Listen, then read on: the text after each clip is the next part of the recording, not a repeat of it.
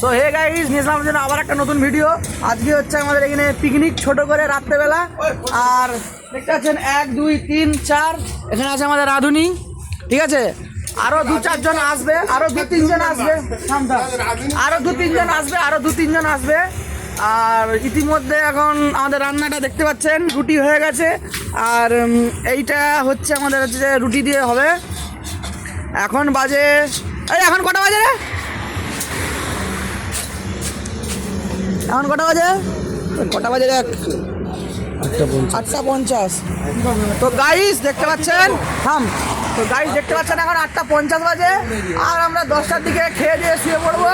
তো আপনারা ব্লগ দেখুন, জিভ দিয়ে জল ঝরান আর মুখে শুয়ে পড়ুন। দেখা হচ্ছে নেক্সট ভিডিওতে। Good bye. আমাদের রাধুনির কাছ থেকে জেনে নিন কিভাবে এইসব তৈরি করতে হয়েছে। এইগুলো তৈরি করার জন্য আমরা অনেক হেল্প করছি। দেখতে পাচ্ছেন এখানে চপও বিক্রি হয়, ঠিক আছে। বাবলুর চপ দোকান, সামনে দেউলিয়া বাজার আছে। দেউলিয়া বাজার থেকে মাত্র 10 মিনিটের হাঁটা পথে দেখতে পেয়ে যাবেন এই বাবলুর চপ দোকান, ঠিক আছে। পাশে আইসক্রিম দোকানও আছে, আইসক্রিম খাবেন। এখানে ভাত খাওয়ার পর এখানে আইসক্রিম খাবেন। হ্যাঁ, সামনে রাজ হোটেল আছে, ওখানে যাবেন না একদম ভুল করে। দেখুন সব পোচা।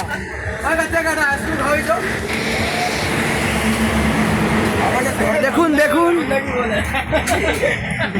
পরে এই দেখুন, এইসব পাবেন আপনারা এখানে।